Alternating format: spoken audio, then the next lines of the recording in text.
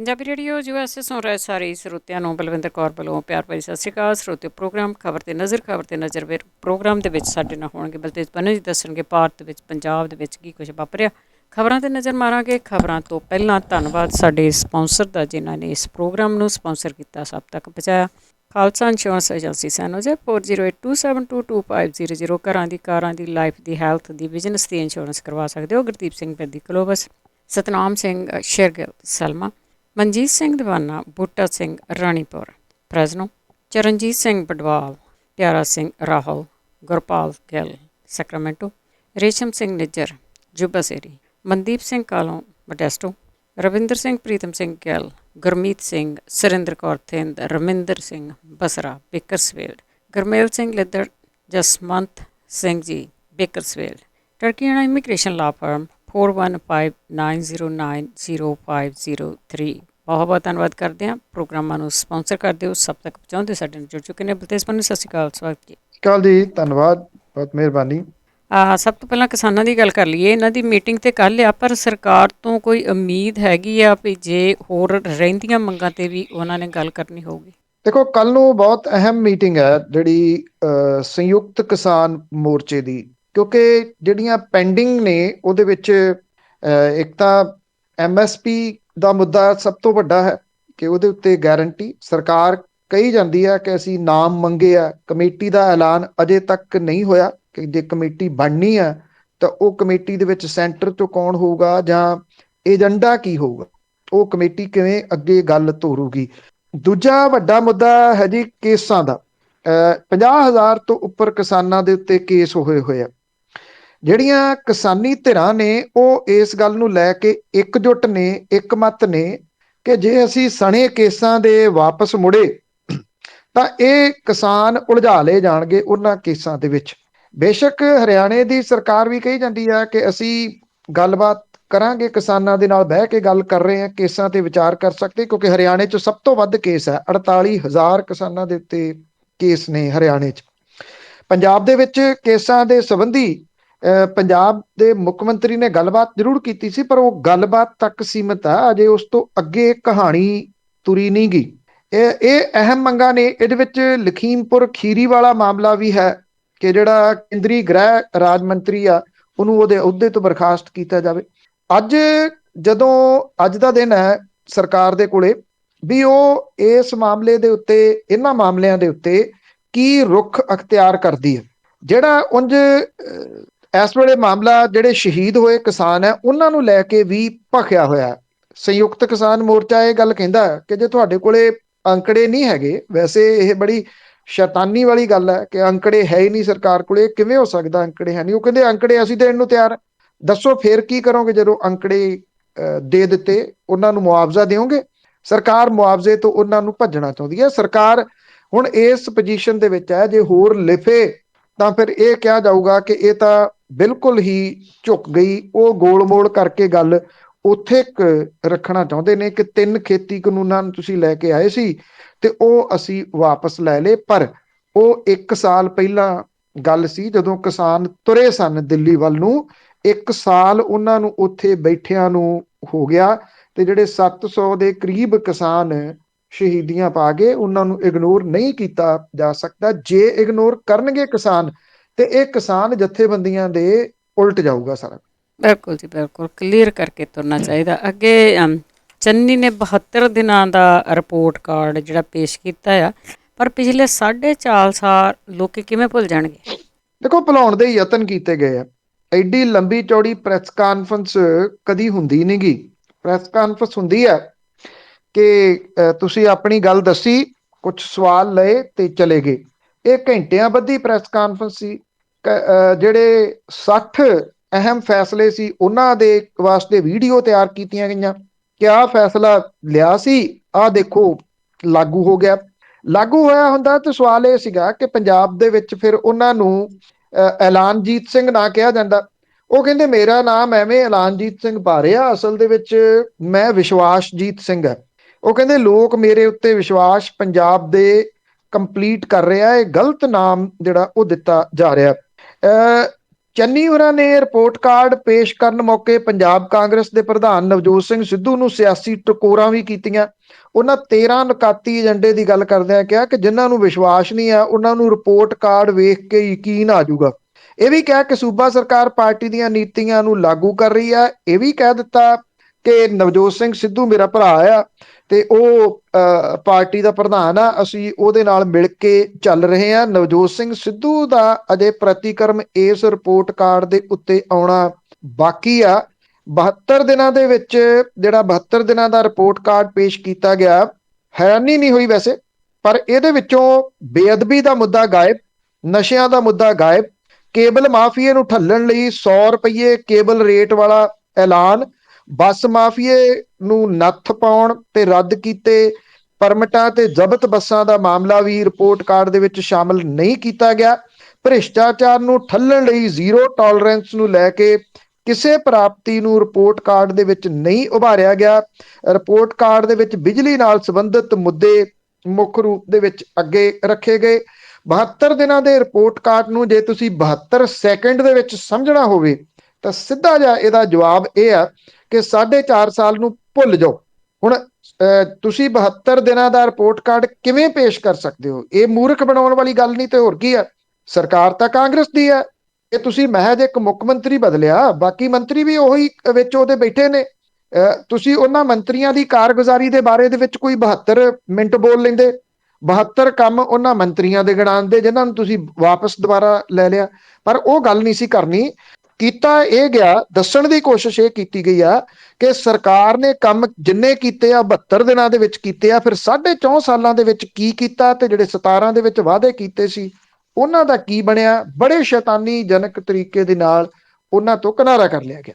ਜੀ ਜੀ, ਬਿਲਕੁਲ ਭੁਲਾਉਣ ਦੀਆਂ ਕੋਸ਼ਿਸ਼ਾਂ ਇਹ। ਤਾਂ ਅੱਗੇ ਅਰਵਿੰਦ ਕੇਜਰੀਵਾਲ ਦੀ ਜੇ ਗੱਲ ਕਰੀਏ, ਉਸ ਵੱਲੋਂ ਇੱਕ ਹੋਰ ਗਰੰਟੀ ਦਿੱਤੀ ਗਈ ਹੈ। ਅਰਵਿੰਦ ਕੇਜਰੀਵਾਲ ਹੋਰੀ ਇੱਕ ਵਾਰੀ ਫੇਰ ਪੰਜਾਬ ਦੇ ਵਿੱਚ ਸਨ। ਐਕਚੁਅਲੀ ਜੇ ਤੁਸੀਂ ਜਿਹੜੀ ਚਰਨਜੀਤ ਸਿੰਘ ਚੰਨੀ ਹੋਰਾਂ ਦੀ ਦੇਖ ਲਓ ਕੱਲ ਵਾਲੀ ਪ੍ਰੈਸ ਕਾਨਫਰੰਸ ਤੇ ਉਹਦੇ ਵਿੱਚ ਉਹਨਾਂ ਨੇ ਬਾਰ-ਬਾਰ ਜਿਹੜਾ ਜ਼ਿਕਰ ਸੀਗਾ ਜਿੰਨਾ ਵੀ ਕੀਤਾ ਉਹ ਅਰਵਿੰਦ ਕੇਜਰੀਵਾਲ ਹੋਰਾਂ ਦਾ ਆਮ ਆਦਮੀ ਪਾਰਟੀ ਦਾ ਕੀਤਾ। ਨਵਜੋਤ ਸਿੰਘ ਸਿੱਧੂ ਹੋਰੀ ਮਾਝੇ ਦੇ ਵਿੱਚ ਸੀਗੇ, ਕੱਲ ਮਾਝੇ ਦੇ ਖੇਤਰ ਦੇ ਵਿੱਚ ਹੀ ਅਰਵਿੰਦ ਕੇਜਰੀਵਾਲ ਆਏ ਸੀਗੇ ਤੇ ਨਵਜੋਤ ਸਿੰਘ ਸਿੱਧੂ ਹੋਰਾਂ ਦੇ ਨਿਸ਼ਾਨੇ ਦੇ ਉੱਤੇ ਆਮ ਆਦਮੀ ਪਾਰਟੀ ਤੇ ਅਰਵਿੰਦ ਕੇਜਰੀਵਾਲ ਰਹੇ। ਮਤਲਬ ਇਹ ਕਿ ਅਰਵਿੰਦ ਕੇਜਰੀਵਾਲ ਨੇ ਪਿਛਲੇ ਦਿਨਾਂ ਤੋਂ ਇੱਥੇ ਆ ਕੇ ਜਿਹੜੇ ਮੁੱਦੇ ਭਖਾਉਣੇ ਸੀਗੇ ਉਹਨੇ ਮੁੱਦੇ ਭਖਾ ਲਏ ਤੇ ਕੇਂਦਰ ਬਿੰਦੂ ਆਮ ਆਦਮੀ ਪਾਰਟੀ ਕਾਂਗਰਸ ਦੀਆਂ ਪ੍ਰੈਸ ਕਾਨਫਰੰਸਾਂ ਦੇ ਵਿੱਚ ਤੇ ਭਾਸ਼ਣਾਂ ਦੇ ਵਿੱਚ ਇਸ ਵੇਲੇ ਹੈ। ਸਿਆਸਤ ਦੇ ਵਿੱਚ ਇਉਂ ਹੁੰਦਾ ਕਿ ਜੇ ਵਿਰੋਧੀ ਤੁਹਾਡੀ ਗੱਲ ਕਰਨ ਲੱਗ ਜਾਣ ਬਾਰ-ਬਾਰ ਤੇ ਉਹਦਾ ਮਤਲਬ ਇਹ ਸਮਝਿਆ ਜਾਂਦਾ ਕਿ ਵਿਰੋਧੀ ਧਿਰ ਨੂੰ ਹੁਣ ਤੁਹਾਥੋਂ ਡਰ ਲੱਗਣ ਲੱਗ ਗਿਆ। ਜਦੋਂ ਕੋਈ ਸਿਆਸੀ ਧਿਰ ਦੂਜੀ ਸਿਆਸੀ ਧਿਰ ਨੂੰ ਟੋਟਲ ਇਗਨੋਰ ਕਰੇ, ਉਹਦਾ ਜ਼ਿਕਰ ਹੀ ਨਾ ਕਰੇ, ਇਹਦਾ ਮਤਲਬ ਇਹ ਹੁੰਦਾ ਕਿ ਉਹ ਕਿਸੇ ਗਿਣਤੀ ਮਿਣਤੀ 'ਚ ਹੈ ਨਹੀਂ। ਇੱਥੋਂ ਇਹ ਅੰਦਾਜ਼ਾ ਲਾਇਆ ਜਾ ਸਕਦਾ ਹੈ ਜੇ ਕਾਂਗਰਸ ਦੇ ਮੁੱਖ ਮੰਤਰੀ ਹੋਰਾਂ ਨੇ ਪ੍ਰੈਸ ਕਾਨਫਰੰਸ ਕੀਤੀ ਤਾਂ ਉਹਦੇ ਵਿੱਚ ਵੀ ਜ਼ਿਕਰ ਅਰਵਿੰਦ ਕੇਜਰੀਵਾਲ ਤੇ ਆਮ ਆਦਮੀ ਪਾਰਟੀ ਦਾ ਸੀਗਾ। ਨਵਜੋਤ ਸਿੰਘ ਸਿੱਧੂ ਹੋਰਾਂ ਨੇ ਵੀ ਜਿਹੜੇ ਤੰਜ਼ ਕੱਸੇ ਉਹਦੇ ਵਿੱਚ ਵੀ ਜ਼ਿਕਰ ਉਸੇ ਚੀਜ਼ ਦਾ ਸੀਗਾ। ਉਧਰ ਤਿਰੰਗਾ ਯਾਤਰਾ ਕੱਢੀ ਅਰਵਿੰਦ ਕੇਜਰੀਵਾਲ ਹੋਰਾਂ ਨੇ ਪਠਾਨਕੋਟ ਦੇ ਏਰੀਏ ਦੇ ਵਿੱਚ। ਉਹਨਾਂ ਇਸ ਚੋਣ ਮੁਹਿੰਮ ਨੂੰ ਹੋਰ ਭਖਾ ਦਿੱਤਾ ਤੇ ਉਹਨਾਂ ਨੇ ਇਸ ਏਰੀਏ ਦੇ ਵਿੱਚ ਜਿਹੜੀ ਭਾਰਤੀ ਜਨਤਾ ਪਾਰਟੀ ਦੇਸ਼ ਭਗਤੀ ਦਾ ਨਾਅਰਾ ਦਿੰਦੀ ਹੁੰਦੀ ਆ ਉਹੋ ਜਿਹਾ ਨਾਅਰਾ ਦਿੱਤਾ, ਕਿਉਂਕਿ ਇਹ ਜਿਹੜੇ ਏਰੀਆਜ਼ ਨੇ ਪਠਾਨਕੋਟ ਵਾਲਾ ਏਰੀਆ, ਭਾਰਤੀ ਜਨਤਾ ਪਾਰਟੀ ਦੀਆਂ ਜਿਹੜੀਆਂ ਸੀਟਾਂ ਆਉਂਦੀਆਂ ਨੇ ਉਹ ਇਹਨਾਂ ਏਰੀਆਜ਼ ਦੇ ਵਿੱਚੋਂ ਹੀ ਆਉਂਦੀਆਂ ਨੇ। ਸ਼ਾਇਦ ਇਸ ਕਰਕੇ ਇੱਥੇ ਤਿਰੰਗਾ ਯਾਤਰਾ ਕੱਢ ਕੇ ਉਹਨੂੰ ਡੈਂਟ ਪਾਉਣ ਦੀ ਕੋਸ਼ਿਸ਼ ਕੀਤੀ ਗਈ। ਦੂਜਾ ਕੁਝ ਜਿਹੜੀਆਂ ਸੀਗੀਆਂ ਗਰੰਟੀਆਂ ਦੇਣ ਦੀ ਗੱਲ ਕੀਤੀ ਗਈ। ਇਹ ਵੀ ਕਿਹਾ ਕਿ ਪੰਜਾਬ ਦੇ ਵਿੱਚ ਜੰਮਣ ਵਾਲੇ ਹਰ ਬੱਚੇ ਨੂੰ ਮੁਫਤ ਸਿੱਖਿਆ ਦਿੱਤੀ ਜਾਊਗੀ ਤੇ ਜਿਹੜੇ ਟੀਚਰਸ ਕੱਚੇ ਨੇ ਉਹਨਾਂ ਨੂੰ ਆਉਂਦਿਆਂ ਸਾਰ ਪੱਕਿਆ ਕੀਤਾ ਜਾਊਗਾ ਜੇ ਪੰਜਾਬ ਦੇ ਲੋਕ ਉਹਨਾਂ ਨੂੰ ਮੌਕਾ ਦਿੰਦੇ ਆ। ਇਹ ਵੀ ਉਹਨਾਂ ਨੇ ਕਿਹਾ ਕਿ ਜਿਹੜੇ ਸਰਹੱਦਾਂ ਤੇ ਸ਼ਹੀਦ ਹੋਣ ਵਾਲੇ ਨੇ ਜਾਂ ਪੁਲਿਸ ਦਾ ਕੋਈ ਜਵਾਨ ਕਿਸੇ ਐਕਸ਼ਨ ਦੇ ਵਿੱਚ ਉਹਦੀ ਮੌਤ ਹੁੰਦੀ ਹੈ ਤੇ ਉਹਨੂੰ 1 ਕਰੋੜ ਰੁਪਈਆ ਅਸੀਂ ਦਿੱਲੀ ਦੇ ਵਿੱਚ ਦਿੰਨੇ ਆ ਤੇ ਇੱਥੇ ਵੀ 1 ਕਰੋੜ ਰੁਪਈਆ ਦਿੱਤਾ ਜਾਊਗਾ। ਜਿਹੜੀਆਂ ਮੁਫਤ ਵਾਲੀ ਗਰੰਟੀ ਪਹਿਲਾਂ ਸ਼ੁਰੂ ਕੀਤੀਆਂ ਸੀਗੀਆਂ ਉਹਦੇ ਤੋਂ ਕਿਨਾਰਾ ਕੀਤਾ ਕਿਤੇ ਨਾ ਕਿਤੇ ਅਰਵਿੰਦ ਕੇਜਰੀਵਾਲ ਹੋਰਾਂ ਨੇ। ਦੂਜਾ ਉਹਨਾਂ ਨੇ ਇਹ ਕਹਿਣ ਦੀ ਕੋਸ਼ਿਸ਼ ਇਹਨਾਂ ਗਰੰਟੀਆਂ ਦੇ ਵਿੱਚ ਕੀਤੀ ਕਿ ਅਸੀਂ ਆਹ ਚੀਜ਼ਾਂ ਦਿੱਲੀ ਦੇ ਵਿੱਚ ਲਾਗੂ ਕੀਤੀਆਂ ਹੋਈਆਂ ਨੇ, ਚਾਹੇ ਮੁਫਤ ਸਿੱਖਿਆ ਵਾਲੀ ਤੇ ਚਾਹੇ ਕਰੋੜ ਰੁਪਈਆ ਦੇਣ ਵਾਲੀ। ਮਤਲਬ ਇਹ ਹੈ ਕਿ ਜਿਹੜਾ ਮੁਫਤ ਵਾਲਾ ਰੌਲਾ ਉਹ ਪੈਣਾ ਸ਼ੁਰੂ ਹੋ ਗਿਆ। ਉਹਦੇ ਕਰਕੇ ਇਹਦੇ ਤੋਂ ਬਚਣ ਦੀ ਕੋਸ਼ਿਸ਼ ਕੀਤੀ ਕਿ ਇਸ ਤਰ੍ਹਾਂ ਦੀ ਕੋਈ ਗਰੰਟੀ ਨਾ ਦਿੱਤੀ ਜਾਵੇ ਜਿਹੜੀ ਮੁਫਤ ਵਾਲੀ ਹੋਵੇ, ਤੇ ਇਦਾਂ ਦੀ ਕੋਈ ਗੱਲ ਨਾ ਕੀਤੀ ਜਾਵੇ ਜਿਹੜੀ ਦਿੱਲੀ ਦੇ ਵਿੱਚ ਲਾਗੂ ਹੋਈ ਨਾ ਹੋਵੇ। ਕਿਉਂਕਿ ਪਿਛਲੇ ਦਿਨਾਂ ਤੋਂ ਜਿਹੜੇ ਸਿੱਖਿਆ ਦੇ ਵਾਲੇ ਮਾਮਲੇ ਦੇ ਵਿੱਚ ਮਨੀਸ਼ ਸਿਸੋਦੀਆ ਜਿਹੜੇ ਸਿੱਖਿਆ ਮੰਤਰੀ ਆ ਦਿੱਲੀ ਦੇ, ਤੇ ਪੰਜਾਬ ਦੇ ਸਿੱਖਿਆ ਮੰਤਰੀ ਪ੍ਰਗਟ ਸਿੰਘ ਹੋਰਾਂ ਦੇ ਵਿਚਾਲੇ ਟਵਿੱਟਰ ਦੇ ਉੱਤੇ ਵੱਡੀ ਵਾਰ ਚੱਲੀ ਆ ਤੇ ਚੱਲ ਰਹੀ ਆ। ਉਸ ਮਾਮਲੇ ਦੇ ਵਿੱਚ ਜਿਵੇਂ ਬੈਕਫੁੱਟ ਦੇ ਉੱਤੇ ਕੀਤਾ ਪੰਜਾਬ ਸਰਕਾਰ ਨੂੰ, ਪੰਜਾਬ ਦੇ ਸਿੱਖਿਆ ਮੰਤਰਾਲੇ ਨੂੰ ਆਮ ਆਦਮੀ ਪਾਰਟੀ ਦੇ ਵੱਲੋਂ, ਉਹਦਾ ਇੱਕ ਕਿਸਮ ਦੇ ਨਾਲ ਤੁਸੀਂ ਕਹਿ ਲਓ ਕਿ ਇਹ ਅਗਲਾ ਇੱਕ ਪੁਆਇੰਟ ਸੀਗਾ ਕਿ ਸਿੱਖਿਆ ਨੂੰ ਇਸ ਗਰੰਟੀ ਦੇ ਵਿੱਚ ਤਰਜੀਹ ਦੇਣ ਦੀ ਕੋਸ਼ਿਸ਼ ਕੀਤੀ ਗਈ ਹੈ।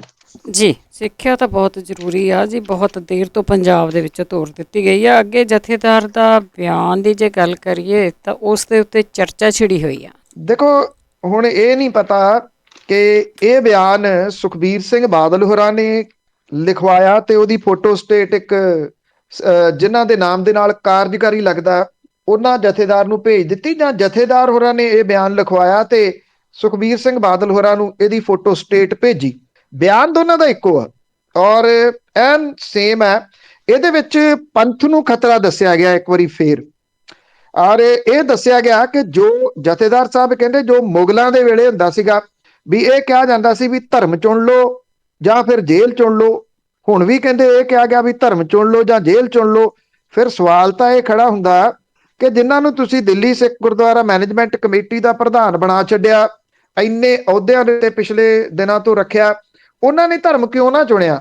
ਜੇ ਇਹਨਾਂ ਅਹੁਦਿਆਂ ਦੇ ਉੱਤੇ ਬੈਠਾ ਵਿਅਕਤੀ ਧਰਮ ਦੇ ਵਿੱਚ ਪਰਪੱਕ ਨਹੀਂ ਹੋ ਸਕਿਆ ਤੇ ਫਿਰ ਆਮ ਬੰਦਾ ਜਿਨ੍ਹਾਂ ਨੂੰ ਉਹ ਸਿੱਖਿਆ ਦਿੰਦੇ ਨਹੀਂ ਥੱਕਦੇ ਸੀਗੇ ਉਹਦੇ ਤੋਂ ਤੁਸੀਂ ਐਕਸਪੈਕਟੇਸ਼ਨ ਜਿਹੜੀਆਂ ਦੀ ਉਹ ਕਿਵੇਂ ਰੱਖ ਸਕਦੇ ਹੋ?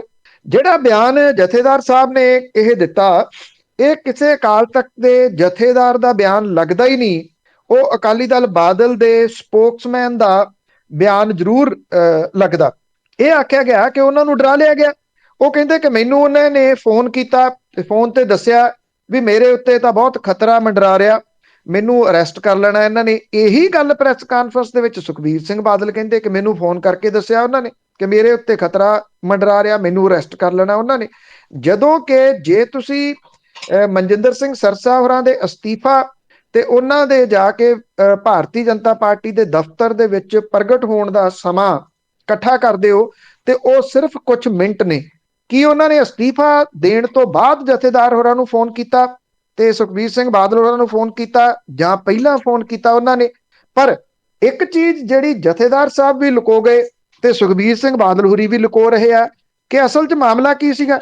ਇਹਦੇ ਵਿੱਚ ਜਥੇਦਾਰ ਸਾਹਿਬ ਇਹ ਗੱਲ ਕਹਿੰਦੇ ਆ ਕਿ ਜਿਨ੍ਹਾਂ ਲੋਕਾਂ ਨੇ ਮਨਜਿੰਦਰ ਸਿੰਘ ਸਰਸਾ ਹੋਰਾਂ ਨੂੰ ਮਜਬੂਰ ਕਰ ਦਿੱਤਾ ਕਿ ਉਹ ਧਰਮ ਚੁਣਨ ਜਾਂ ਭਾਰਤੀ ਜਨਤਾ ਪਾਰਟੀ ਚੁਣਨ, ਉਹ ਲੋਕ ਜ਼ਿੰਮੇਵਾਰ ਠਹਿਰਾਏ ਜਾਣਗੇ ਕਿਸੇ ਵੇਲੇ। ਅੱਛਾ, ਉਹ ਜ਼ਿੰਮੇਵਾਰ ਕੌਣ ਨੇ? ਜਿਹੜੇ ਗਰੁੱਪ ਨੇ ਇਹ ਮਾਮਲਾ ਦਰਜ ਕਰਾਤਾ, FIR ਦਰਜ ਹੋ ਗਈ, ਬਾਈ ਨੇਮ FIR ਦਰਜ ਹੋ ਗਈ ਕਿ ਜਿਹੜਾ ਚੜਾਵਾ ਚੜਿਆ ਸੀ ਉਹਦੇ ਵਿੱਚੋਂ 45 ਲੱਖ ਰੁਪਈਆ ਗਾਇਬ ਹੋ ਗਿਆ ਸੀ ਕੈਸ਼। ਜਦੋਂ ਇਹ ਪੁੱਛਿਆ ਗਿਆ ਵੀ ਇਹ 45 ਲੱਖ ਰੁਪਈਆ ਕਿੱਥੇ ਆ, ਤਾਂ ਇਹ ਦੱਸਿਆ ਗਿਆ ਜੀ ਉਹ ਬੈਂਕ ਚਲੇ ਗਿਆ, ਬੈਂਕ ਦੇ ਵਿੱਚ ਜਮ੍ਹਾਂ ਕਰਾਉਣ ਗਏ ਆ। ਤੇ ਉੱਥੇ ਮੌਜੂਦ ਦੂਜੇ ਧੜੇ ਵਾਲਿਆਂ ਨੇ ਕਿਹਾ ਬੈਂਕ ਤਾਂ ਅੱਜ ਛੁੱਟੀ ਹੈ, ਇਹ ਕਿਹੜਾ ਬੈਂਕ ਆ ਜਿਹੜਾ ਤੁਹਾਡੇ ਵਾਸਤੇ ਸਪੈਸ਼ਲੀ ਤੌਰ ਤੇ ਖੁੱਲ ਗਿਆ? ਰੌਲਾ ਪੈ ਗਿਆ, ਪੈਸਾ ਵਾਪਸ ਲਿਆਂਦਾ ਗਿਆ। ਜਦੋਂ ਪੈਸਾ ਵਾਪਸ ਲਿਆਂਦਾ ਗਿਆ ਤੇ ਉਹਦੇ ਵਿੱਚ ਬਹੁਤਾ ਪੈਸਾ ਉਹ ਸੀਗਾ ਜਿਹੜੇ ਨੋਟ ਕਈ ਸਾਲ ਪਹਿਲਾਂ ਇੱਥੇ ਭਾਰਤ ਦੀ ਸਰਕਾਰ ਨੇ ਬੰਦ ਕਰ ਦਿੱਤੇ ਸੀ। ਇਹਦੇ ਵਿੱਚੋਂ ਦੂਜਾ ਘਪਲਾ ਨਿਕਲ ਆਇਆ ਜੀ। ਫਿਰ ਹੁਣ ਇਸ ਕਰਕੇ ਇਹ ਮਾਮਲਾ ਦਰਜ ਹੋਇਆ। ਇਹ ਮਨੀ ਲਾਂਡਰਿੰਗ ਦਾ ਮਾਮਲਾ ਜਿਹੜਾ ਉਹ ਬਣ ਗਿਆ। ਜਿਨ੍ਹਾਂ ਨੇ ਇਹ ਮਾਮਲਾ ਦਰਜ ਕਰਾਇਆ ਉਹਨਾਂ ਨੇ ਗੁਰੂ ਕੀ ਗੋਲਕ ਦੇ ਵਿੱਚ ਸੰਗਤ ਦੇ ਪੈਸੇ ਨੂੰ ਬਚਾਉਣ ਦਾ ਯਤਨ ਕੀਤਾ। ਜਥੇਦਾਰ ਸਾਹਿਬ ਕਹਿੰਦੇ ਕਿ ਸਰਸੇ ਨੂੰ ਇੱਥੋਂ ਤੱਕ ਪਹੁੰਚਾਉਣ ਦੇ ਵਾਸਤੇ ਲੋਕ ਜ਼ਿੰਮੇਵਾਰ ਨੇ, ਇਹਨਾਂ ਨੂੰ ਕਦੇ ਮੁਆਫ ਨਹੀਂ ਕੀਤਾ ਜਾ ਸਕਦਾ। ਇਹ ਬੜਾ ਹੈਰਾਨੀਜਨਕ ਬਿਆਨ ਅਕਾਲ ਤਖਤ ਦੇ ਕਾਰਜਕਾਰੀ ਜਥੇਦਾਰ ਹਰਪ੍ਰੀਤ ਸਿੰਘ PhD ਹੋਰਾਂ ਦਾ ਹੈ। ਮੇਰੀ ਜਾਚੇ ਉਹਨਾਂ ਨੂੰ ਵੈਸੇ ਜੇ ਪਾਰਟੀ ਜੁਆਇਨ ਕਰਕੇ ਜੇ ਉਹ ਸਪੋਕਸਮੈਨ ਦੇ ਤੌਰ ਦੇ ਉੱਤੇ ਆ ਜਾਣ ਤੇ ਉਹ ਸ਼ਾਇਦ ਜ਼ਿਆਦਾ ਬੈਟਰ ਰਹੂਗਾ। ਬੋਲੀ ਵੈਸੇ ਉਹਨਾਂ ਦੀ ਸਪੋਕਸਮੈਨ ਵਾਲੀ ਹੀ ਹੈ ਕਿ ਉਹ ਬੁਲਾਰੇ ਦੇ ਵਜੋਂ ਬੋਲ ਰਹੇ ਸਨ। ਬਿਲਕੁਲ ਜੀ, ਜਿਹੜੀਆਂ ਧਾਰਨਾ ਉਹ ਦੇ ਰਹੇ ਹੈਗੇ ਆ ਮੁਗਲਾਂ ਦੇ ਟਾਈਮ 'ਤੇ, ਉਦੋਂ ਤਾਂ ਸਿੰਘਾਂ ਦੇ ਸੀਸ ਕੱਟ ਦਿੱਤੇ ਜਾਂਦੇ ਸੀ, ਬੰਦ ਕਟਵਾ ਲੈਂਦੇ ਸੀਗੇ, ਧਰਮ ਨਹੀਂ ਸੀ ਬਦਲਦੇ। ਪਰ ਆਹ ਤਾਂ ਨਵੀਂ ਗੱਲ ਹੀ ਦੇਖੀ ਹੈਗੀ ਆ। ਅਗੇ ਕੋਵਿਡ ਦੇ ਪ੍ਰਬੰਧਾਂ ਦੀ ਜੇ ਗੱਲ ਕਰੀਏ, ਉਹਨਾਂ ਨੂੰ ਲੈ ਕੇ ਲੋਕ ਸਭਾ ਦੇ ਵਿੱਚ ਸਰਕਾਰ ਘਿਰੀ ਹੋਈ। ਸਰਕਾਰ ਤੇ ਰਾਜਾਂ ਦੇ ਨਾਲ ਜਿਹੜਾ ਪੱਖਪਾਤ ਹੈ, ਇਹਦਾ ਦੋਸ਼ ਲੱਗਿਆ ਸਰਕਾਰ ਦੇ ਉੱਤੇ। ਜਿਹੜੇ ਕੇਂਦਰੀ ਸਿਹਤ ਮੰਤਰੀ ਨੇ ਮਨਸੁਖ ਮੰਡਵੀਆ, ਉਹਨਾਂ ਦੇ ਉੱਤੇ ਵੱਡੇ ਸਵਾਲ ਹੋਏ। ਹਾਲਾਂਕਿ ਜਦੋਂ ਇਹ ਕੋਵਿਡ ਦੀ ਸੈਕੰਡ ਵੇਵ ਆਈ ਆ, ਜਦੋਂ ਸਾਰਾ ਕੰਮ ਖਰਾਬ ਹੋਇਆ, ਉਦੋਂ ਉਹ ਬੇਸ਼ੱਕ ਸਿਹਤ ਮੰਤਰੀ ਨਹੀਂ ਸਨ, ਪਰ ਸਰਕਾਰ ਨੇ ਕੀਤਾ ਕਿ ਜਿਹੜੇ ਉਦੋਂ ਦੇ ਸਿਹਤ ਮੰਤਰੀ ਸੀ ਉਹਨਾਂ ਨੂੰ ਲਾਂਭੇ ਕਰਤਾ ਕਿ ਨਾ ਰਹੂਗਾ ਬਾਂਸ ਨਾ ਵੱਜੂਗੀ ਬੰਸਰੀ। ਇਹ ਕਿਹਾ ਗਿਆ ਕਿ ਜਿਹੜੇ ਭਾਜਪਾ ਸ਼ਾਸਤ ਰਾਜ ਨੇ ਉਹਨਾਂ ਨੂੰ ਤਰਜੀਹ ਦਿੱਤੀ ਗਈ। ਵੈਕਸੀਨ ਵੰਡ ਦੇ ਮੌਕੇ ਦੇ ਉੱਤੇ ਵੀ ਤਰਜੀਹ ਦਿੱਤੀ ਗਈ। ਵਿਰੋਧੀ ਧਿਰਾਂ ਨੇ 100 ਕਰੋੜ ਟੀਕਾਕਰਨ ਦੀ ਉਪਲਬਧੀ ਵਾਸਤੇ ਮਨਾਏ ਗਏ ਜਸ਼ਨਾਂ ਨੂੰ ਸਮੇਂ ਤੋਂ ਪਹਿਲਾਂ ਦੀ ਕਾਰਵਾਈ ਕਹਿ ਦਿੱਤਾ। ਸ਼ਿਵ ਸੈਨਾ ਦੇ ਆਗੂ ਵਿਨਾਇਕ ਰਾਊਤ ਨੇ ਕੋਵਿਡ-19 ਮਹਾਮਾਰੀ ਦੇ ਬਾਰੇ ਚਰਚਾ ਦੀ ਸ਼ੁਰੂਆਤ ਕਰਦਿਆਂ ਕਿਹਾ ਕਿ ਸਰਕਾਰ ਕਰੋਨਾ ਮਹਾਮਾਰੀ ਦੇ ਸ਼ੁਰੂ ਹੋਣ ਤੋਂ ਲੈ ਕੇ 21 ਮਹੀਨਿਆਂ ਬਾਅਦ ਸੰਸਦ ਦੇ ਵਿੱਚ ਇਹਦੇ ਉੱਤੇ ਚਰਚਾ ਕਰ ਰਹੀ ਹੈ। ਜਦੋਂ ਕੇਸ ਘਟਣ ਲੱਗੇ ਆ, ਵਾਇਰਸ ਦੇ ਨਵੇਂ ਸਰੂਪ ਓਮੀਕਰੋਨ ਦੇ ਹਵਾਲੇ ਦੇ ਨਾਲ ਮੰਗ ਇਹ ਕੀਤੀ ਗਈ ਕਿ ਇਹਦੇ ਤੋਂ ਸੁਰੱਖਿਆ ਲਈ ਰਾਜਾਂ ਤੇ ਕੇਂਦਰ ਸਰਕਾਰ ਨੇ ਕੀ ਕੀਤਾ, ਇਹਦੀ ਡਿਟੇਲ ਜਿਹੜੀ ਉਹ ਦਿੱਤੀ ਜਾਵੇ। ਜਦੋਂ ਕਿ ਜਿਹੜੇ ਮੰਤਰੀ ਸੀਗੇ ਉਹਨੂੰ ਇਹਨਾਂ ਗੱਲਾਂ ਦਾ ਤਾਂ ਬਹੁਤਾ ਜਵਾਬ ਜਿਹੜਾ ਉਹ ਨਹੀਂ ਆਇਆ। ਕਾਂਗਰਸ ਦੇ ਗੌਰਵ ਗੋਗੋਈ ਨੇ ਕਰੋਨਾ ਦੀ ਦੂਜੀ ਲਹਿਰ ਦੇ ਦੌਰਾਨ ਹਸਪਤਾਲਾਂ ਦੇ ਵਿੱਚ ਬੈੱਡ, ਆਕਸੀਜਨ, ਵੈਂਟੀਲੇਟਰ ਇਹਦੇ ਕਰਕੇ ਸਰਕਾਰ ਨੂੰ ਨਿਸ਼ਾਨਾ ਬਣਾਇਆ। ਮੌਤ ਦੇ ਮੂੰਹ ਪਏ ਜਿਹੜੇ ਲੋਕ ਨੇ ਉਹਨਾਂ ਨੂੰ ਮੁਆਵਜ਼ੇ ਦੀ ਗੱਲ ਉੱਠੀ। ਇਹ ਆਖਿਆ ਕਿ 4 ਲੱਖ ਕਰੋੜ ਰੁਪਏ ਦਾ ਮੁਆਵਜ਼ਾ ਦੇਣਾ ਚਾਹੀਦਾ ਸੀ। ਸਰਕਾਰ 50,000 ਰੁਪਏ ਦੇਣੇ ਵੀ ਉਹਦੇ ਵਾਸਤੇ ਔਖੇ ਹੋ ਗਏ। ਜਿਹੜੇ ਮਨਸੁਖ ਮਾਂਡਵੀਆ ਸੀ ਉਹਨੇ ਕਿਹਾ ਕਿ ਸਰਕਾਰ ਨੇ ਹਰ ਪ੍ਰਬੰਧ ਕੀਤੇ। ਹੈਰਾਨੀ ਵਾਲੀ ਗੱਲ ਇਹ ਆ ਕਿ ਉੱਤਰ ਪ੍ਰਦੇਸ਼ ਦੇ ਵਿੱਚ ਜਿੱਥੇ ਇਸ ਵੇਲੇ ਚੋਣਾਂ ਹੋ ਰਹੀਆਂ ਨੇ, ਉੱਥੇ ਵੀ ਇਹਨਾਂ ਦੇ ਬੜੇ ਵੱਡੇ ਵੱਡੇ ਬੋਰਡ ਲੱਗੇ ਹੋਏ ਆ ਕਿ ਜਿਹੜੇ ਕਰੋਨਾ ਦੇ ਦੌਰਾਨ ਸਰਕਾਰ ਨੇ ਪ੍ਰਬੰਧਾਂ ਦੇ ਨਾਲ ਜਿਹੜਾ ਸੀਗਾ ਲੋਕਾਂ ਨੂੰ ਰਾਹਤ ਦਵਾਈ। ਹੁਣ ਰਾਹਤ ਕਿਵੇਂ ਦਵਾਈ, ਮੇਰੀ ਜਾਤੇ ਉਹਦੀ ਡਿਟੇਲ ਦੇ ਵਿੱਚ ਜਾਣ ਦੀ ਲੋੜ ਨਹੀਂ। ਆਪਾਂ ਸਾਰਾ ਕੁਝ ਕੱਲੀ ਚੀਜ਼ ਕਵਰ ਕਰਦੇ ਰਹੇ ਹਾਂ ਕਿ ਲੋਕਾਂ ਦੇ ਵਿੱਚ ਉਸ ਵੇਲੇ ਹਾਹਾਕਾਰ ਕਿਵੇਂ ਮਚੀ ਹੋਈ ਸੀ। ਜੀ, ਬਹੁਤ ਮੰਦਾ ਹਾਲ ਸੀਗਾ। ਤੇ ਅੱਗੇ ਸੁਪਰੀਮ ਕੋਰਟ ਦੀਆਂ ਝਿੜਕਾਂ ਤੋਂ ਬਾਅਦ ਦਿੱਲੀ ਸਰਕਾਰ ਨੇ ਪੋਲੂਸ਼ਨ ਕਰਕੇ ਸਕੂਲ ਬੰਦ ਕੀਤੇ। ਜੀ, ਦਿੱਲੀ NCR ਦੇ ਵਿੱਚ ਜਿਹੜੀ ਪੋਲਿਊਸ਼ਨ ਦੀ ਸਮੱਸਿਆ ਇਸ ਮਾਮਲੇ ਦੇ ਉੱਤੇ ਸੁਪਰੀਮ ਕੋਰਟ ਦੀ ਬੈਂਚ ਨੇ ਫੇਰ ਸੁਣਵਾਈ ਕੀਤੀ, ਫੇਰ ਝਿੜਕਾਂ ਦਿੱਤੀਆਂ। ਫੇਰ ਉਹਨੇ ਇਹ ਗੱਲ ਕਹੀ ਕਿ ਤੁਸੀਂ ਲੋਕ ਮਹਿਜ਼ ਇਹਨਾਂ ਦਿਨਾਂ ਦੇ ਵਿੱਚ ਪੋਲਿਊਸ਼ਨ ਦੀ ਗੱਲ ਕਰਕੇ ਮੁੜ ਕੇ ਭੁੱਲ ਭੁਲਾ ਜਾਂਦੇ ਹੋ ਕਿ ਪੋਲਿਊਸ਼ਨ ਦੇ ਉੱਤੇ ਲਗਾਤਾਰ ਗੱਲ ਕਰਨੀ ਹੈ ਤੇ ਪੋਲਿਊਸ਼ਨ ਨੂੰ ਰੋਕਣਾ ਕਿਵੇਂ ਆ। ਜਦੋਂ ਝਿੜਕਾਂ ਪਈਆਂ ਤੇ ਇਸ ਤੋਂ ਬਾਅਦ ਦਿੱਲੀ ਦੀ ਸਰਕਾਰ ਨੇ ਅੱਜ ਤੋਂ ਅਣਮਿੱਥੇ ਸਮੇਂ ਦੇ ਵਾਸਤੇ ਸਕੂਲ ਬੰਦ ਕਰ ਦਿੱਤੇ। ਚੀਫ ਜਸਟਿਸ ਰਮੰਨਾ ਨੇ ਇਹ ਗੱਲ ਕਹੀ ਕਿ ਦਿੱਲੀ ਦੇ ਸਕੂਲ ਬੰਦ ਹੈ, ਪਰ ਤੁਸੀਂ ਸਕੂਲ ਖੋਲ ਦਿੱਤੇ ਔਰ 3-4 ਸਾਲ ਦੇ ਬੱਚੇ ਪੋਲਿਊਸ਼ਨ ਦੇ ਵਿੱਚ ਚਿੰਤਾਜਨਕ ਵਾਤਾਵਰਣ ਦੇ ਵਿੱਚ ਸਕੂਲ ਜਾ ਰਹੇ ਆ। ਇਹ ਕਿਹਾ ਕਿ ਤੁਸੀਂ ਅਧਿਕਾਰੀਆਂ ਨੂੰ ਇਹ ਵਰਕ ਫਰਮ ਹੋਮ ਦੇਤਾ ਤੇ ਬੱਚਿਆਂ ਨੂੰ ਤੁਸੀਂ ਸਕੂਲ ਬੁਲਾ ਰਹੇ ਹੋ। ਇਹ ਤੁਸੀਂ ਕਿਹੜੇ ਤਰੀਕੇ ਦੇ ਨਾਲ ਇਹ ਫੈਸਲੇ ਲੈ ਰਹੇ ਹੋ? ਕਿ ਬੱਚਿਆਂ ਦੇ ਭਵਿੱਖ ਦਾ ਤੁਹਾਨੂੰ ਕੋਈ ਫਿਕਰ ਨਹੀਂ ਹੈ? ਜਿਹੜੇ ਚੀਫ ਜਸਟਿਸ ਸੀ ਉਹਨਾਂ ਨੇ ਇਹ ਵੀ ਗੱਲ ਕਹੀ ਕਿ ਜਿਹੜੇ ਬੱਚਿਆਂ ਦੀ ਤਸਵੀਰ ਅਖਬਾਰਾਂ ਦੇ ਵਿੱਚ ਛਪੀ ਆ, ਮੈਂ ਉਹਨਾਂ ਨੂੰ ਜਾਣਦਾ ਤੇ ਉਹ ਕਿਵੇਂ ਇੰਨੇ ਪੋਲਿਊਸ਼ਨ ਦੇ ਵਿੱਚ ਸਕੂਲੇ ਜਾ ਰਹੇ ਆ ਔਰ ਉਹਨਾਂ ਦੀ ਸਿਹਤ ਦੇ ਉੱਤੇ ਇਹਦਾ ਮਾੜਾ ਅਸਰ ਪਊਗਾ। ਜਿਹੜੀ ਬੈਂਚ ਸੀਗੀ ਉਹਨੇ ਪੋਲਿਊਸ਼ਨ ਦੇ ਵਿੱਚ ਘੱਟ ਨਾ ਪੋਲਿਊਸ਼ਨ ਹੋਣ ਦੇ ਉੱਤੇ ਚਿੰਤਾ ਜਤਾਈ। ਇਹ ਕਿਹਾ ਕਿ ਪਿਛਲੀ ਵਾਰੀ ਤਾਂ ਤੁਸੀਂ ਕਹਿੰਦੇ ਸੀ ਹਵਾ ਵਗ ਪਈ ਆ, ਇਸ ਕਰਕੇ ਠੀਕ ਹੋਣਾ ਸ਼ੁਰੂ ਹੋ ਗਿਆ, ਹੁਣ ਅੱਗੋਂ ਤੁਸੀਂ ਇਹਦਾ ਕੀ ਪ੍ਰਬੰਧ ਕੀਤਾ? ਅਦਾਲਤ ਨੇ ਕੇਂਦਰ ਦੀ ਸਰਕਾਰ ਨੂੰ 24 ਘੰਟੇ ਦਾ ਅਲਟੀਮੇਟਮ ਦੇ ਦਿੱਤਾ ਕਿ ਜੇ ਕੇਂਦਰ ਦੀ ਸਰਕਾਰ ਨੇ ਪੋਲਿਊਸ਼ਨ ਨੂੰ ਰੋਕਣ ਦੇ ਵਾਸਤੇ ਗੰਭੀਰ ਸਟੈਪ ਨਹੀਂ ਚੁੱਕੇ ਤਾਂ ਉਹ ਸਪੈਸ਼ਲ ਟਾਸਕ ਫੋਰਸ ਦਾ ਗਠਨ ਕਰਨਗੇ, ਜਿਹੜੀ ਕਿ ਇਸ ਪੋਲਿਊਸ਼ਨ ਨੂੰ ਰੋਕਣ ਦੇ ਵਾਸਤੇ ਕੰਮ ਕਰੂਗੀ।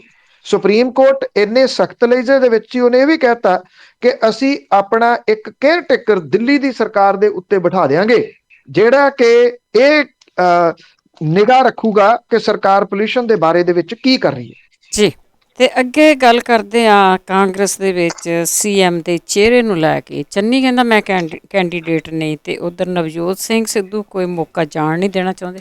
ਦੇਖੋ, ਇੱਕ ਪਾਸੇ ਤਾਂ ਨਵਜੋਤ ਸਿੰਘ ਸਿੱਧੂ ਹੋਰੀ ਕੱਲ ਇਹ ਕਹਿ ਰਹੇ ਸੀਗੇ ਕਿ ਜਿਹੜੇ ਆਮ ਆਦਮੀ ਪਾਰਟੀ ਆ ਉਹ ਬਿਨਾਂ ਲਾੜੇ ਵਾਲੀ ਬਰਾਤ ਹੈ, ਕਿ ਉਹਨਾਂ ਦੇ ਕੋਲੇ ਕੋਈ ਸੀਐਮ ਫੇਸ ਉਹਨਾਂ ਨੇ ਡਿਕਲੇਅਰ ਨਹੀਂ ਕੀਤਾ।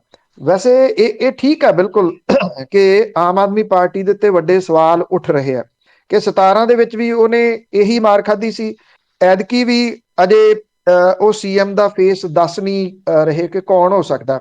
ਦੂਜੇ ਪਾਸੇ ਵੇਖਿਆ ਜਾਵੇ ਤਾਂ ਸੀਐਮ ਦਾ ਫੇਸ ਕਿਸੇ ਪਾਰਟੀ ਨੇ ਵੀ ਅਨਾਉਂਸ ਨਹੀਂ ਕੀਤਾ।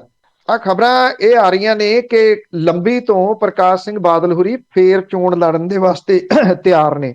ਇਹ ਨਹੀਂ ਪਤਾ ਕਿ ਐਤਕੀ ਆਖਰੀ ਚੋਣ ਕਹਿਣਗੇ ਜਾਂ ਨਹੀਂ। ਮੇਰਾ ਖਿਆਲ ਨਹੀਂ ਕਹਿਣਗੇ, ਕਿਉਂਕਿ 3 ਟਰਮਾਂ ਤਾਂ ਉਹ ਆਖਰੀ ਕਹਿ ਕੇ ਜਿੱਤ ਚੁੱਕੇ ਹੋਏ ਆ। ਕੈਪਟਨ ਅਮਰਿੰਦਰ ਸਿੰਘ ਹੋਰੀ ਵੀ ਚੋਣ ਲੜ ਰਹੇ ਆ, ਉਹ ਵੀ ਕਹਿੰਦੇ ਸੀ ਮੇਰੀ ਆਖਰੀ ਚੋਣ ਹੈ। ਆਖਰੀ ਵਾਲੇ ਇੱਥੇ ਹੈ ਨਹੀਂ ਗੇ। ਅਕਾਲੀ ਦਲ ਦਾ ਮਤਲਬ ਇਹ ਕਿ ਸੁਖਬੀਰ ਸਿੰਘ ਬਾਦਲ ਹੋਰੀ ਸੀਐਮ ਦਾ ਫੇਸ ਹੋਣਗੇ, ਅਜੇ ਕਲੀਅਰ ਨਹੀਂਗਾ। ਜੇ ਪ੍ਰਕਾਸ਼ ਸਿੰਘ ਬਾਦਲ ਹੋਰੀ ਲੰਬੀ ਤੋਂ ਚੋਣ ਲੜ ਰਹੇ ਆ ਤੇ ਹੋ ਸਕਦਾ ਅਕਾਲੀ ਦਲ ਬਾਦਲ ਇਹ ਕਹੇ ਕਿ ਪ੍ਰਕਾਸ਼ ਸਿੰਘ ਬਾਦਲ ਹੋਰੀ ਹੀ ਹੋਣਗੇ ਸੀਐਮ ਦਾ ਫੇਸ। ਭਾਰਤੀ ਜਨਤਾ ਪਾਰਟੀ ਨੇ ਅਜੇ ਆਪਣਾ ਸੀਐਮ ਦਾ ਫੇਸ ਨਹੀਂ ਐਲਾਨਿਆ, ਉਹ ਅਜੇ ਬੰਦੇ ਭਾਲ ਰਹੀ ਹੈ ਦੂਜੀਆਂ ਪਾਰਟੀਆਂ ਦੇ ਵਿੱਚੋਂ। ਅੱਜ ਵੀ ਕੁਝ ਦੂਜੀਆਂ ਪਾਰਟੀਆਂ 'ਚ ਧਮਾਕੇ ਹੋਣ ਦੇ ਆਸਾਰ ਦੱਸੇ ਜਾ ਰਹੇ ਆ। ਕਾਂਗਰਸ ਨੇ ਵੀ ਅਜੇ ਸੀਐਮ ਫੇਸ ਨਹੀਂ ਐਲਾਨਿਆ। ਬੇਸ਼ੱਕ ਨਵਜੋਤ ਸਿੰਘ ਸਿੱਧੂ ਹੋਰੀ ਦੂਜਿਆਂ ਦੇ ਉੱਤੇ ਸਵਾਲ ਕਰ ਰਹੇ ਆ। ਕੱਲ 72 ਦਿਨਾਂ ਦਾ ਆਪਣਾ ਰਿਪੋਰਟ ਕਾਰਡ ਪੇਸ਼ ਕਰਦਿਆਂ ਚਰਨਜੀਤ ਸਿੰਘ ਚੰਨੀ ਹੋਰਾਂ ਨੇ ਇਹ ਗੱਲ ਆਖੀ ਕਿ ਮੈਂ ਸੀਐਮ ਫੇਸ ਨਹੀਂ ਹੈਗਾ 2022 ਦੀਆਂ ਚੋਣਾਂ ਦਾ। ਉਹ ਕਹਿੰਦੇ ਮੈਂ ਤਾਂ ਪਹਿਲਾਂ ਵੀ ਨਹੀਂ ਸੀ ਸੀਐਮ ਫੇਸ, ਪਰ ਮੈਨੂੰ ਬਣਾਤਾ ਪਾਰਟੀ ਨੇ, ਅੱਗੋਂ ਜਿਹੜੀ ਮੈਨੂੰ ਜ਼ਿੰਮੇਵਾਰੀ ਦਊਗੀ ਮੈਂ ਉਹ ਜ਼ਿੰਮੇਵਾਰੀ ਪੂਰੀ ਕਰੂੰਗਾ। ਜਦੋਂ ਕਿ ਨਵਜੋਤ ਸਿੰਘ ਸਿੱਧੂ ਹੋਰਾਂ ਨੂੰ ਜਦੋਂ ਪੁੱਛਿਆ ਗਿਆ, ਜਿਹੜੇ ਉਹ ਇਹਨਾਂ ਦਿਨਾਂ ਦੇ ਵਿੱਚ ਰੋਡ ਮੈਪ ਦੀ ਗੱਲ ਕਰਦੇ ਆ, ਉਹ ਇਸ ਤਰੀਕੇ ਦੇ ਨਾਲ ਹੀ ਕਰਦੇ ਆ ਕਿ 2022 ਦੇ ਵਿੱਚ ਸੀਐਮ ਦਾ ਫੇਸ ਉਹ ਹੋਣਗੇ। ਪਾਰਟੀ ਨੇ ਅਜੇ ਕੋਈ ਅਨਾਉਂਸਮੈਂਟ ਨਹੀਂ ਕਿਸੇ ਕਿਸਮ ਦੀ ਕੀਤੀ। ਉਹਨਾਂ ਨੇ ਆਪਣੇ ਆਪ ਨੂੰ ਸੰਭਾਵੀ ਸੀਐਮ ਪ੍ਰੋਜੈਕਟ ਕਰਦਿਆਂ ਹੋਇਆ ਇਹ ਗੱਲ ਕਹੀ ਕਿ ਜੇ ਰੱਬ ਨੇ ਮੈਨੂੰ ਤਾਕਤ ਦਿੱਤੀ ਤਾਂ ਬੇਰੁਜ਼ਗਾਰਾਂ ਨੂੰ ਰੁਜ਼ਗਾਰ ਮਿਲੂਗਾ, ਖੇਤੀ ਕਾਰਪੋਰੇਟ ਘਰਾਣਿਆਂ ਦੇ ਚੁੰਗਲ ਦੇ ਵਿੱਚੋਂ ਮੁਕਤ ਹੋ ਜੂਗੀ। ਔਰ ਉਹਨਾਂ ਨੇ ਆਪਣੇ ਆਪ ਨੂੰ ਪ੍ਰੋਜੈਕਟ ਕੀਤਾ ਕਿ ਉਹ ਸੀਐਮ ਦੇ ਫੇਸ ਨੇ। ਸਵਾਲ ਇਹ ਆ ਕਿ ਸੀਐਮ ਕਿਹੜੀ ਪਾਰਟੀ ਦਾ ਕਿਹੜਾ ਫੇਸ ਹੋਊਗਾ, ਇਹ ਅਜੇ ਬਹੁਤਾ ਕੁਝ ਕਲੀਅਰ ਨਹੀਂ ਹੈਗਾ ਪੰਜਾਬ ਦੇ ਵਿੱਚ। ਸ਼ਾਇਦ ਜਿਹੜੀਆਂ ਸਿਆਸੀ ਧਿਰਾਂ ਨੇ ਉਹ ਇੱਕ ਦੂਜੇ ਦੇ ਮੂੰਹ ਵੱਲ ਵੇਖੀ ਜਾਂਦੀਆਂ ਨੇ ਕਿ ਪਹਿਲਾਂ ਕਿਹੜੀ ਧਿਰ ਇਹਦਾ ਐਲਾਨ ਕਰਦੀ ਹੈ ਤੇ ਫਿਰ ਦੂਸਰਾ ਦੇਖ ਕੇ ਉਹਨੂੰ ਕਰੂਗਾ। ਦੂਸਰਾ ਜਿਹੜੀਆਂ ਸਿਆਸੀ ਧਿਰਾਂ ਨੇ ਸ਼ਾਇਦ ਇਸ ਗੱਲ ਤੋਂ ਡਰਦੀਆਂ ਨੇ ਅੰਦਰ ਖਾਤੇ ਕਿ ਜੇਕਰ ਉਹਨਾਂ ਨੇ ਸੀਐਮ ਫੇਸ ਐਲਾਨ ਦਿੱਤਾ ਤੇ ਫਿਰ ਸਾਰੀਆਂ ਸਿਆਸੀ ਧਿਰਾਂ ਉਸ ਫੇਸ ਦੇ ਉੱਤੇ ਸਿਆਸਤ ਕਰਨੀ ਸ਼ੁਰੂ ਕਰ ਦੇਣਗੀਆਂ, ਭਾਵ ਕਿ ਉਹਨੂੰ ਲੈਟ ਡਾਊਨ ਕਰਨਾ ਸ਼ੁਰੂ ਕਰ ਦੇਣਗੀਆਂ ਤੇ ਉਹਦਾ ਅਸਰ ਪਾਰਟੀ ਦੇ ਉੱਤੇ ਹੋ ਸਕਦਾ। ਇਹਨੂੰ ਦੇਖਦਿਆਂ ਹੋਇਆ ਕੋਈ ਵੀ ਪਾਰਟੀ ਜਿਹੜੀ ਆ ਉਹ ਓਪਨਲੀ ਆ ਕੇ ਦੱਸਣ ਲਈ ਤਿਆਰ ਨਹੀਂ ਕਿ ਉਹਨਾਂ ਦਾ ਸੀਐਮ ਫੇਸ ਕੌਣ ਹੋਊਗਾ। ਦੱਸਣਾ ਤਾਂ ਪਊਗਾ ਹੀ ਨਾ ਇੱਕ ਵਾਰੀ। ਤੇ ਬਾਕੀ ਗੱਲ ਕਰਦੇ ਹੈਗੇ ਆ ਇੱਕ ਅਪੀਕੇ ਦੀ, ਕਰਦੇ ਆ ਜੁਮਲਿਆਂ ਵਾਲੇ ਦੀ, ਕਿ ਉਸਨੇ ਕਈ ਲੋਕਾਂ ਨੂੰ ਜੁਮਲੇ ਦਿੱਤੇ ਆ, ਉਸਨੇ ਕਾਂਗਰਸ ਦੇ ਉੱਤੇ ਹਮਲਾ ਬੋਲਤਾ। ਹੁਣ ਐਕਚੁਅਲੀ ਜਦੋਂ ਮਮਤਾ ਬੈਨਰਜੀ ਹੋਰਾਂ ਨੇ ਐਨਸੀਪੀ ਦੇ ਚੀਫ ਸ਼ਰਦ ਪਵਾਰ ਹੋਰਾਂ ਦੇ ਨਾਲ ਮੁਲਾਕਾਤ ਕੀਤੀ ਆ ਤੇ ਜਿਹੜੀਆਂ ਗੱਲਾਂ ਮਮਤਾ ਬੈਨਰਜੀ ਹੋਰਾਂ ਨੇ ਕਹੀਆਂ ਉਹੀ ਗੱਲਾਂ ਪੀਕੇ ਕਹਿ ਰਹੇ ਨੇ। ਪੀਕੇ ਅੱਜ ਕੱਲ੍ਹ ਐਡਵਾਈਜ਼ਰ ਨੇ ਮਮਤਾ ਬੈਨਰਜੀ ਦੇ, ਔਰ ਖਾਸ ਤੌਰ ਦੇ ਤੇ ਪੱਛਮੀ ਬੰਗਾਲ ਦੀਆਂ ਚੋਣਾਂ ਜਿੱਤਣ ਤੋਂ ਬਾਅਦ ਉਹਨਾਂ ਨੇ ਸੁਪਨੇ ਕੁਝ ਵੱਡੇ ਮਮਤਾ ਬੈਨਰਜੀ ਹੋਰਾਂ ਨੂੰ ਵਿਖਾਏ ਆ ਕਿ ਉਹ ਤਾਂ ਪ੍ਰਾਈਮ ਮਿਨਿਸਟਰ ਦਾ ਮਟੀਰੀਅਲ ਨੇ। ਉਹ ਕਿੱਥੇ ਇੱਥੇ ਪੱਛਮੀ ਬੰਗਾਲ ਦੇ ਵਿੱਚ ਤੁਰੇ ਫਿਰਦੇ ਆ। ਇਹ ਔਰ ਜਦੋਂ ਮਮਤਾ ਬੈਨਰਜੀ ਹੋਰਾਂ ਨੇ ਇਹ ਗੱਲ ਕਹੀ ਕਿ ਯੂਪੀਏ ਦਾ ਕੋਈ ਮਤਲਬ ਹੀ ਨਹੀਂ, ਤਾਂ ਉਹੀ ਕੁਝ ਪ੍ਰਸ਼ਾਂਤ ਕਿਸ਼ੋਰ ਵੀ ਕਹਿ ਰਹੇ ਆ। ਇਹ ਕਹਿੰਦੇ ਕਿ ਪਿਛਲੇ 10 ਸਾਲਾਂ ਦੇ ਵਿੱਚ 90% ਚੋਣਾਂ ਹਾਰਨ ਵਾਲੀ ਕਾਂਗਰਸ ਜਿਹੜੀ ਆ ਉਹ ਅਗਲੀ ਸੱਤਾ ਦੇ ਵਿੱਚ ਆਉਣ ਵਾਲੀ ਪਾਰਟੀ ਵਜੋਂ ਕਿਵੇਂ ਵਿਚਰ ਸਕਦੀ ਹੈ। ਇਹ 'ਚ ਕੋਈ ਸ਼ੱਕ ਨਹੀਂ ਕਿ ਕਾਂਗਰਸ ਨੇ ਲਗਾਤਾਰ ਚੋਣਾਂ ਹਾਰੀਆਂ ਨੇ, ਪਰ ਕਾਂਗਰਸ ਉਹਨਾਂ ਵੱਡੀਆਂ ਪਾਰਟੀਆਂ ਦੇ ਵਿੱਚੋਂ ਇੱਕ ਆ। ਦੋ ਵੱਡੀਆਂ ਪਾਰਟੀਆਂ ਨੇ, ਇੱਕ ਕਾਂਗਰਸ ਤੇ ਇੱਕ ਭਾਰਤੀ ਜਨਤਾ ਪਾਰਟੀ, ਜਿਨ੍ਹਾਂ ਦੇ ਕਾਡਰ ਹੇਠਾਂ ਤੱਕ ਮਜ਼ਬੂਤ ਨੇ। ਈਵਨ ਮਜ਼ਬੂਤ ਕਾਡਰ ਕਾਂਗਰਸ ਦਾ ਭਾਜਪਾ ਨਾਲੋਂ ਵੀ ਜ਼ਿਆਦਾ ਸਾਰੇ ਜਗ੍ਹਾ ਦੇ ਉੱਤੇ। ਉਹ ਹਾਰ ਰਹੀ ਹੈ, ਇਹ ਵੱਖਰੀ ਗੱਲ ਹੈ ਕਿ ਉਹਦੇ ਕੋਲ ਲੀਡਰਸ਼ਿਪ ਹੈ ਨਹੀਂ, ਇੱਕ ਪਰਿਵਾਰ ਦੇ ਦੁਆਲੇ ਉਹ ਬਹੁਤਾ ਘੁੰਮ ਰਹੀ ਹੈ। ਪਰ ਇਹ ਕਹਿ ਦੇਣਾ ਕਿ ਉਹ ਯੂਪੀਏ ਦੇ ਵਿੱਚ ਹੈ ਨਹੀਂ ਤੇ ਉਹ ਮੁੜ ਕੇ ਹੁਣ ਸੱਤਾ ਦੇ ਵਿੱਚ ਆਉਣ ਦਾ ਸੁਪਨਾ ਛੱਡਦੇ, ਇਹ ਪੀਕੇ ਹੋਰੀ ਭੰਬਲ ਭੂਸਾ ਕ੍ਰੀਏਟ ਕਰਨ ਦੀ ਕੋਸ਼ਿਸ਼ ਕਰ ਰਹੇ ਆ। ਉਹ ਇਹ ਗੱਲ ਕਹਿੰਦੇ ਆ ਕਿ ਜਿਹੜੀਆਂ ਵੱਖ-ਵੱਖ ਸੂਬਿਆਂ ਦੀਆਂ ਛੋਟੀਆਂ ਪਾਰਟੀਆਂ ਨੇ, ਜਿਹੜੀਆਂ ਰੀਜਨਲ ਪਾਰਟੀਆਂ ਨੇ, ਉਹਨਾਂ ਨੂੰ ਇਕੱਠਿਆਂ ਕਰਕੇ ਭਾਰਤੀ ਜਨਤਾ ਪਾਰਟੀ ਨੂੰ ਹਰਾਇਆ ਜਾ ਸਕਦਾ। ਜਿਵੇਂ ਤ੍ਰਿਣਮੂਲ ਕਾਂਗਰਸ ਨੇ ਪੱਛਮੀ ਬੰਗਾਲ ਦੇ ਵਿੱਚ ਹਰਾ ਦਿੱਤਾ। ਗੱਲ ਤਾਂ ਉਹਨਾਂ ਦੀ ਠੀਕ ਹੈ, ਇਹਦੇ ਵਿੱਚ ਕੋਈ ਸ਼ੱਕ ਨਹੀਂ, ਹਰਾਇਆ ਜਾ ਸਕਦਾ। ਪਰ ਸਵਾਲ ਇਹਦੇ ਵਿੱਚ ਵੱਡਾ ਇਹ ਆ ਕਿ ਜਿਹੜੇ ਸੁਪਨੇ ਉਹ ਮਮਤਾ ਬੈਨਰਜੀ ਹੋਰਾਂ ਨੂੰ ਵਿਖਾ ਰਹੇ ਆ, ਤ੍ਰਿਣਮੂਲ ਕਾਂਗਰਸ ਦਾ ਆਧਾਰ ਪੱਛਮੀ ਬੰਗਾਲ ਦੇ ਵਿੱਚ ਬਹੁਤ ਸਟਰੋਂਗ ਹੈ, ਉਹਦੇ ਕੋਈ ਮੁਕਾਬਲੇ ਦੇ ਉੱਤੇ ਨਹੀਂ ਹੈਗਾ, ਇਹਦੇ 'ਚ ਕੋਈ ਸ਼ੱਕ ਨਹੀਂ। ਪਰ ਤ੍ਰਿਣਮੂਲ ਕਾਂਗਰਸ ਦਾ ਆਧਾਰ ਕਿਸੇ ਹੋਰ ਸੂਬੇ ਦੇ ਵਿੱਚ ਨਹੀਂ ਹੈਗਾ। ਜੋ ਕੁਝ ਪੱਛਮੀ ਬੰਗਾਲ ਦੇ ਵਿੱਚ ਭਾਰਤੀ ਜਨਤਾ ਪਾਰਟੀ ਨੇ ਕੀਤਾ, ਉੱਥੋਂ ਦੀ ਲੋਕਲ ਲੀਡਰਸ਼ਿਪ ਨੂੰ ਆਪਣੇ ਵਿੱਚ ਸ਼ਾਮਲ ਕਰਕੇ, ਬਾਕੀ ਪਾਰਟੀਆਂ ਦੇ ਸ਼ਾਮਲ ਕਰਕੇ, ਪੀਕੇ ਹੋਰੀ ਇਸ ਤਰ੍ਹਾਂ ਦਾ ਮਾਹੌਲ ਸਿਰਜ ਕੇ ਕਾਂਗਰਸੀਆਂ ਨੂੰ ਤ੍ਰਿਣਮੂਲ ਕਾਂਗਰਸ ਦੇ ਵਿੱਚ ਦਾਖਲ ਕਰਵਾਉਣਾ ਚਾਹੁੰਦੇ ਆ, ਤਾਂ ਕਿ ਉਹ ਉਹਨਾਂ ਦੇ ਆਧਾਰ ਦੇ ਉੱਤੇ ਦੂਜੇ ਸੂਬਿਆਂ ਦੇ ਵਿੱਚ ਤ੍ਰਿਣਮੂਲ ਕਾਂਗਰਸ ਦਾ ਆਧਾਰ ਬਣਾ ਸਕਣ। ਦੂਜਾ ਜਿਹੜਾ ਡਰ ਤ੍ਰਿਣਮੂਲ ਕਾਂਗਰਸ ਨੂੰ ਇਸ ਗੱਲ ਦਾ ਲੱਗਦਾ ਹੈ ਕਿ ਜਿਹੜੀ ਵੋਟ ਪਰਸੈਂਟੇਜ ਹੈ ਲੋਕ ਸਭਾ ਚੋਣਾਂ ਦੇ ਦੌਰਾਨ, ਉਹਨੂੰ ਓਨੀ ਨਹੀਂ ਮਿਲਦੀ ਜਿੰਨੀ ਉਹਨੂੰ ਵਿਧਾਨ ਸਭਾ ਚੋਣਾਂ ਦੇ ਵਿੱਚ ਮਿਲਦੀ ਆ। ਜੇ ਉਸ ਵੋਟ ਪਰਸੈਂਟੇਜ ਦੇ ਨਾਲ ਖੇਡੀਏ ਤਾਂ ਇਹ ਕਿਹਾ ਜਾ ਸਕਦਾ ਕਿ ਤ੍ਰਿਣਮੂਲ ਕਾਂਗਰਸ ਲੋਕ ਸਭਾ ਚੋਣਾਂ ਦੇ ਵਿੱਚ ਹੋ ਸਕਦਾ ਲੂਜ਼ ਕਰੇ 2024 ਵਾਲੀਆਂ ਦੇ ਵਿੱਚ, ਜਿਹੜੇ ਕਿ ਇਸ ਵੇਲੇ ਕਿਤੇ ਨਾ ਕਿਤੇ ਇਹ ਕਿਹਾ ਜਾ ਸਕਦਾ ਕਿ ਫਿਕਰਮੰਦੀ ਦਾ ਕਾਰਨ ਤ੍ਰਿਣਮੂਲ ਕਾਂਗਰਸ ਲਈ ਬਣੇ ਹੋਈ ਹੈ। ਬਹੁਤ ਧੰਨਵਾਦ ਬਲਤੇਜ ਪੰਨੂ। ਮਿਹਰਬਾਨੀ ਜੀ, ਧੰਨਵਾਦ ਜੀ, ਸਤਿ ਸ਼੍ਰੀ ਅਕਾਲ। ਸਤਿ ਸ਼੍ਰੀ ਅਕਾਲ ਜੀ। ਤੇ ਸਰੋਤੇ ਸਨ ਬਲਤੇਜ ਪੰਨੂ ਜੋ ਜੁੜਦੇ ਨੇ, ਕਰਦੇ ਨੇ ਖਬਰਾਂ। ਇਸੇ ਦੇ ਨਾਲ ਸਾਡਾ ਅੱਜ ਦਾ ਬੁਲਟਨ ਇੱਥੇ ਹੀ ਸਮਾਪਤ। ਬਲਵਿੰਦਰ ਕੌਰ ਵੱਲੋਂ ਆਪ ਸਭ ਨੂੰ ਹੀ ਸਤਿ ਸ਼੍ਰੀ ਅਕਾਲ।